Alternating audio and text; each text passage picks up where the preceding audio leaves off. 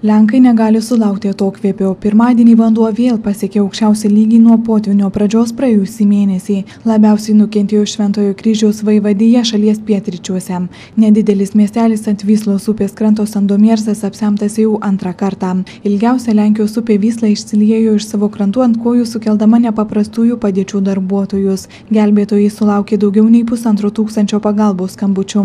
Ugniagesiai į įvykio vietą dažnai plaukė valtimi, nes kitomis transporto priemonėmis nusigauti neįmanoma. Anot Lenkijos žiniasklaidos nuo potvynio nukentėjo apie 42 000 žmonių. Vien Pakarpatės provincijoje apsemta beveik 13 000 namų. Lenkijos vyriausybė skaičiuoja potvynio padarytą žalą. Vis auganti suma šiuo metu siekia apie 9 milijardus litų.